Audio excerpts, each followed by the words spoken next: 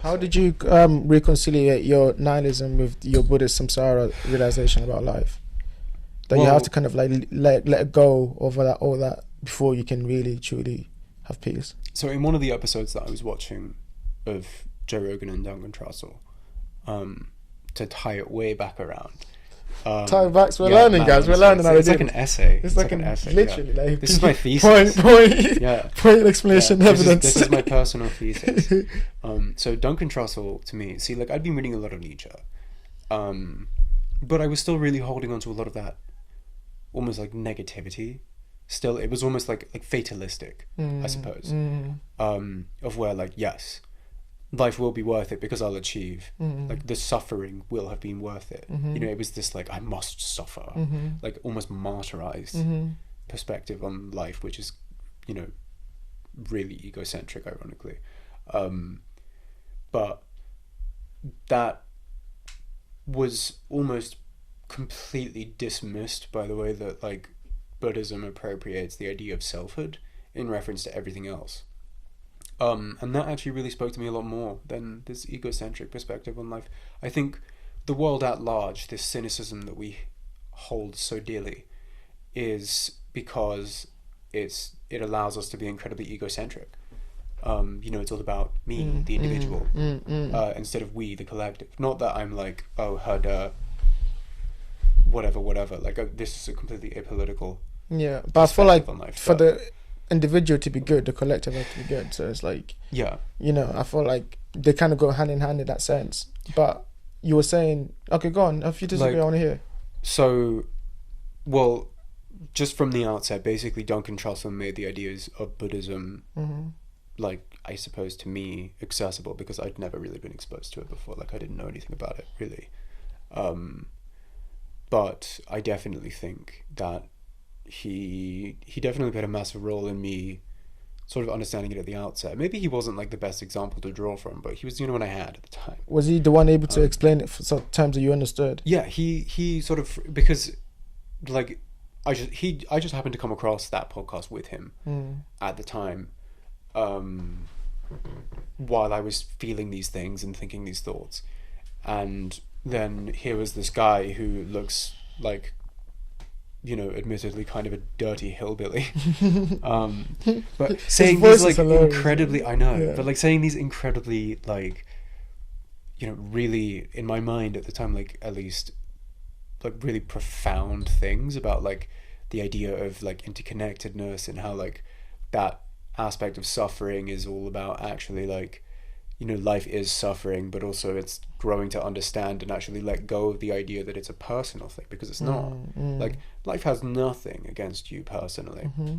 Like, life has literally never, ever rewarded me for hating it. So, like, why am I investing all of this energy into hating existence? I think there's also a perception of you in it too. It's like when things happen to you in life sometimes, it's in such a weird way to put it too, because understanding life is so difficult. Well, you only understand life from your individual perspective is literally the problem that I had to let go of. Like, was that I could only understand life from my perspective, so therefore if I hate life, really, I hate myself. Yes. So, yeah. Yeah, and it's understanding that, like, but that's also where I feel a lot of people fall into an issue, where that self-hatred, that, like, you know, the world is against me sort of logic is so intrinsically linked to their outward sense of self that they're actually terrified of letting go of it and, you know, opening up a real dialogue with themselves. Because ultimately that's what it is. It's like, it's fear of understanding yourself. You know, like, we talked about it quite a few times. The idea that, like, people are afraid to spend time with their own thoughts. But, like, that's depressing. Like, you will spend the most time with yourself out of anyone in the world. 100%. But that also goes for everyone else. Yes. And that's largely the point of Buddhism as well, is that, like, yeah, sometimes it's hard, of course, but the important thing is to let go and understand that, like, that's okay. Yeah, that's we're okay. all in it. We're all in it together. We're all in it, yeah. I think that to me is when you start to let go of the anxiety that you have around other people. When you kind of realize that they're just like you. Like when you said that thing about everyone, you know, is with themselves all day. you know, it sounds like an obvious thing, but it's true when you deep it. It's like that means the other person you're dealing with, they're dealing with their own thoughts the whole day, so that you have some compassion for them, I think. Yeah. Look, like, I can dress up what I'm saying in any kind of language you want, you know, academic, fancy, spiritual, whatever you want. But at the end of the day, it is almost dubiously simple. Like, it's one of those things where you're just like, well, yeah, obviously. Yeah. But if it was that obvious, why doesn't everybody think it, is the thing. Or like embody it. Yeah, like, it's so simple. Yeah. But it's so difficult to execute in modern society, and that's because it's such a hyper individualized concept.